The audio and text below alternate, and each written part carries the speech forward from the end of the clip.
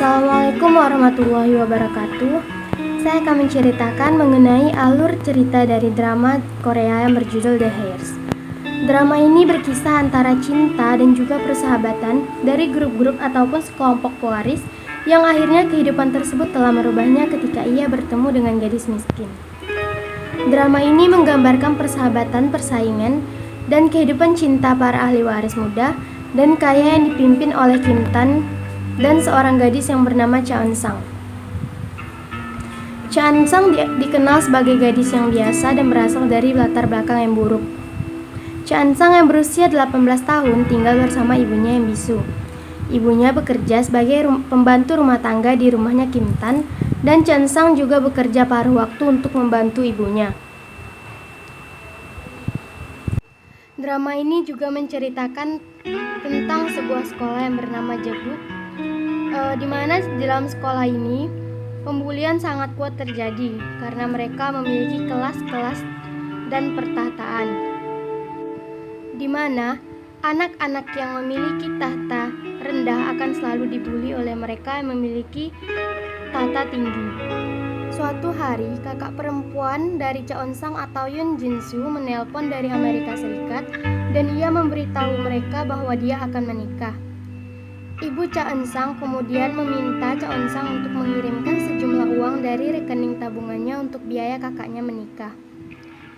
Cha Eun-sang tidak senang dengan situasinya dan ia memutuskan untuk pergi ke Amerika Serikat sendiri untuk melihat apakah dia dapat memulai kehidupan yang lebih baik dengan saudara perempuannya.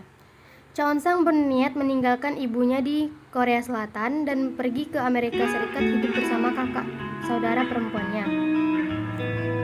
Setelah ia sampai di California, Cha Eun-sang justru terkejut dan sangat sedih melihat apa yang ia lihat. Ini tidak sesuai dengan apa yang ia harapkan. Ternyata kakaknya tidak belajar di sebuah universitas yang tinggi dan justru ia bekerja di sebuah restoran sebagai pelayan restoran. Karena impian Cha Eun-sang untuk belajar di Amerika telah hancur, ia akhirnya memutuskan pulang ke Korea.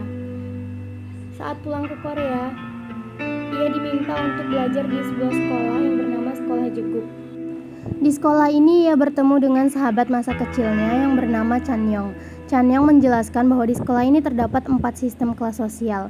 Yang pertama yaitu kelompok pewaris bisnis yaitu seperti Rahel dan Yeongdu. Yang kedua kelompok pewaris saham seperti Kim Tan dan Bona. Yang ketiga ahli waris terhormat contohnya Kyoshi. Dan yang terakhir kelompok kesejahteraan sosial seperti Chanyeol dan Cha Eun-sang. Cha Eun-sang mulai belajar memperkenalkan dirinya. Ada seorang laki-laki yang bertanya ia masuk ke dalam kelompok mana. Akhirnya Kim Tan membantu dan menolongnya karena ia tahu bahwa ia termasuk dalam kelompok kesejahteraan sosial. Saat Cha Eun-sang sedang berjalan, Yeongdu dengan sengaja menendang kaki Cha Eun-sang namun dengan segera menangkapnya kembali agar ia tidak terjatuh. Kim Tan yang melihat itu akhirnya menyuruh Cha Eun-sang untuk pergi dari situ dan tidak berhubungan atau berbicara dengan Yeongdu lagi karena Kim Tan mengetahui apa yang akan dilakukan Yeongdu jika ia tahu bahwa Cha Eun-sang adalah orang dari kesejahteraan sosial. Yeongdu adalah salah satu ketua dari kelompok yang akan membuli mereka yang memiliki kesejahteraan sosial. Yeongdu memesan makanan dari sebuah restoran di tempat di mana Cha Eun-sang bekerja. Di situ Cha Eun-sang sendiri yang mengantarkan kepada Yeongdu dan akhirnya Yeongdu mengetahui bahwa ia bukan orang kaya baru yang dikenalkan oleh Kim Tan. Ternyata ia adalah orang dari kelompok kesejahteraan sosial. Maka dari itu Yeongdu akan semakin suka mengganggu Cha Eun-sang. Ibu guru memanggil Cha Eun-sang ke dalam kantor. Ibu guru mengatakan bahwa ia tidak boleh mengatakan kepada teman-temannya bahwa ia berasal dari kelompok kesejahteraan sosial dan mendapatkan beasiswa untuk masuk ke sekolah tersebut. Ibunya juga mengatakan bahwa ia harus membayar uang kegiatan sekolah. Saat keluar dari kantor ibu tersebut, Cha Eun-sang melihat ada beasiswa untuk penyiar radio dan ia mulai memberikan dan meminta agar ia bisa masuk ke dalam penyiar radio tersebut kepada seniornya yang bernama Kyoshi. Ia bersedia untuk melewati tes-tes dan wawancara untuk dapat menjadi penyiar radio. Kyoshi yang melihat niat dia sangat teguh dan kuat, akhirnya menerimanya. Suatu ketika, Yeongdu mengajukan keluhan kepada Jeonyoung, yaitu orang yang sering dibully oleh Jeonyoung. Karena pada saat pembulian terakhir kali, Jonyung tidak sengaja memukul Yongdu. Dan akhirnya Yongdu meminta Jonyung untuk berlutut kepada Yongdu. Melihat itu, Kim Tan sangat marah. Ia meminta Jonyung untuk berdiri. Dan akhirnya Kim Tan memukul Yongdu. Ia sangat kesal melihat kelakuan Yongdu yang sangat tidak bisa menghentikan pembulian itu. Mereka berdua dipanggil ke ruang kepala sekolah, di mana kepala sekolah tersebut adalah ibu dari Kim Tan. Ibunya tersebut meminta maaf kepada Yongdu sebagai ibu dari Kim Tan. Dan ia memarahi Kim Tan karena telah memukul Yongdu. Mereka berdua akhirnya berbicara di luar dan hanya membicarakan sekilas tentang masa lalunya, di mana Yongdu tahu bahwa Kim Tan adalah anak haram dan ia bukan anak kandung dari ibu kepala sekolah. Pada saat makan siang, Yongdu meminta Cha On-sang untuk duduk di kelompok kesejahteraan sosial. Ia ingin membuli Cha On-sang, namun Kim Tan datang kembali dan menyelamatkan Cha On-sang. Kim Tan dengan cepat membawa Cha On-sang pergi, namun dengan sengaja Yongdu menendang kaki Cha On-sang hingga ia terjatuh dan menumpahkan makanan ke lantai. Kim Tan semakin marah dan membawa Cha On-sang keluar dan naik ke atas atap.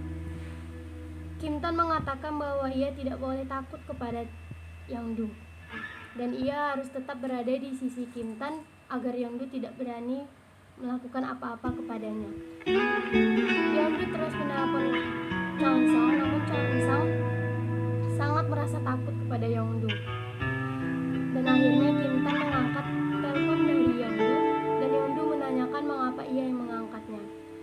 Kim Tan dan Yongdu akhirnya bertemu dan mereka kembali berkelahi dan saling berpukul-pukulan hingga mereka berdarah di muka mereka masing-masing. Kim Tan akhirnya menemui Rahel yang merupakan tunangannya.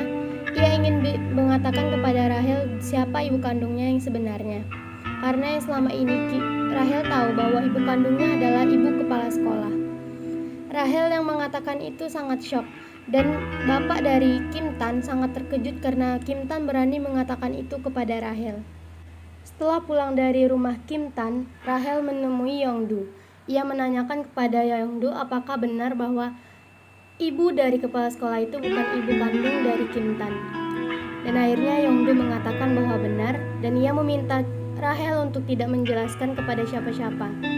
Keesokan harinya di sekolah, Yisul yang merupakan sahabat Bona mengatakan kepada Bona bahwa Cha On-sang telah menggoda pacarnya yaitu Chanyong. Ia mengatakan bahwa ia seharusnya mencampakkan Chanyong karena Chanyong merupakan hanya putra dari sekretaris. Yisul mengatakan kepada Bona bahwa ia harus mencampakkan Chanyong karena takut kondisinya akan seperti Rahel, di mana pertunangan Rahel tidak jadi dengan Kim Tan. Rahel yang mendengar itu marah dan akhirnya ia mengatakan kepada semua orang bahwa ibu dari Yisul adalah seorang nyonya bar. Rahel mengajak Bona untuk membawa Yisul ke tempat duduk kesejahteraan sosial. Mereka menyaksikan hal itu. Namun Kim Tan datang dan meminta Yisul untuk berdiri dari tempat duduk itu. Rahel bertanya apa yang sedang Kim Tan lakukan. Ia mengatakan bahwa ia sedang makan. Dan akhirnya Yongdu datang dan melihat bahwa Kim Tan sedang duduk di situ dan memintanya untuk berdiri. Yongdu mengatakan bahwa Kim Tan lah yang membuat peraturan ini, di mana ini adalah kursi untuk kelompok kesejahteraan sosial. Dan akhirnya Kim Tan mengatakan karena dialah yang membuat peraturan, maka dia juga yang akan menghancurkan peraturan tersebut. Cha On-sang yang melihat mereka akhirnya membawa dengan segera Kim Tan keluar. Sementara itu, Chanyong memarahi Bona karena ikut-ikutan membuli Yisul. Bona mengelak dan mengatakan bahwa ia membuli karena Yisul telah menghina Chanyong. Keesokan harinya, Yongdu mengambil alih ruang siaran radio dan ia berbicara banyak dan ingin mengatakan bahwa Kim Tan bukanlah anak kandung dari ibu kepala sekolah. Cha On-sang yang mendengar itu langsung datang ke dalam ruangan itu. Cha On-sang memarahi Yongdu karena ingin membocorkan rahasia dari Kim Tan. Kim Tan segera datang ke ruangan radio tersebut dan Kim Tan sangat marah karena melihat Cha On-sang telah ditekan oleh Yongdu. Pintu ruangan itu dikunci, namun Kim Tan berusaha untuk mendobraknya. Dengan sangat kuat ia menendang pintu tersebut sehingga pintu tersebut rusak. Ia mengambil kursi dan ingin memukul Yongdu, namun Cha On-sang menghalanginya. Yongdu yang melihat aksi Cheonsang sangat kesal dan cemburu kepada Kim Tan. Kim Tan mengatakan bahwa ia tidak boleh mengganggu Cheonsang. Rahel kembali Saat mendatangi Rahel rumah keluar, Kim dia Tan mendapati karena ingin seragam mengambil sekolah perhatian Ensang dari tergantung ibu di kandung jemuran. Kim Tan. Ia Namun menghubungi dan melihat bertanya ada mengapa Ensang tinggal di baju rumah dari Kim Tan. Cheonsang, Ensang dan keluar, akhirnya dia ia mendapati mencari tahu seragamnya siapa hilang. Cheonsang. Ia mencari tahu kepada ibu Di kepala sekolah, dia dan menghadapi ternyata Rahel mengenai Cheonsang di mana adalah dia anak meletakkan seragam pembantu di sekolahnya. rumahnya. Rahel membuangnya di tempat sampah dan Saat Rahel Ensang bertemu berlari dengan untuk Cheonsang di mengambilnya. sekolah, ia mengatakan Ensang bahwa menggali hingga baju dia menemukan Cheonsang seragam telah yang dibuang di dibelikan oleh tempat ibunya sampah. untuk Dengan Ensang. segera Cheonsang Rahel berlari menyuruh dan Ensang mencari untuk baju memungut tersebut semua di tempat sampah sebab sampah. itulah keahlian Rahel pun ibunya, mendatanginya dan kembali. Ensang pasti Ia belajar dari mengatakan ibunya. bahwa ini Ini adalah membuat Ensang pekerjaan marah yang setelah cocok ibunya untuknya dan direndahkan, ibunya. sehingga dia Cheonsang menampar yang wajah marah Rahel akhirnya dengan memukul keras.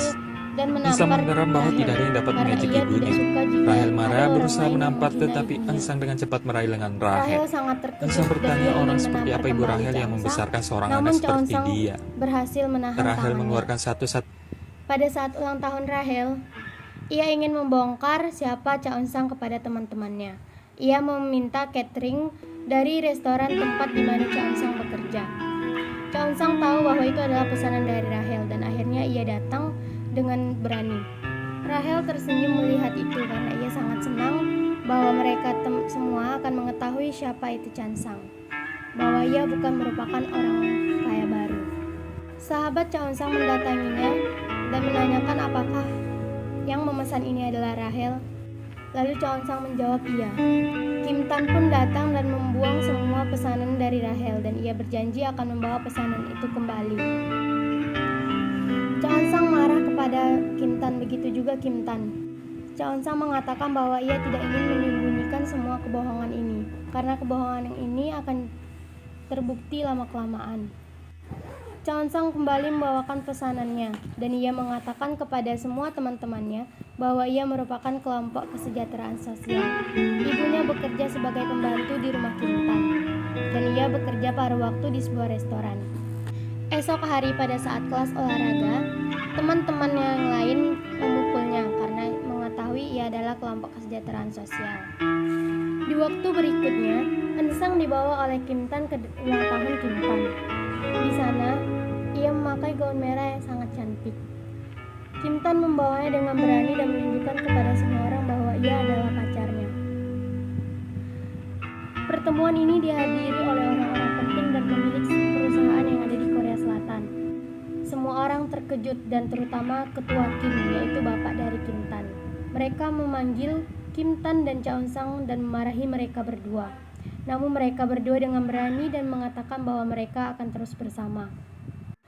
Ketua Kim mengatakan kepada Kim Tan bahwa ia akan menyesalinya.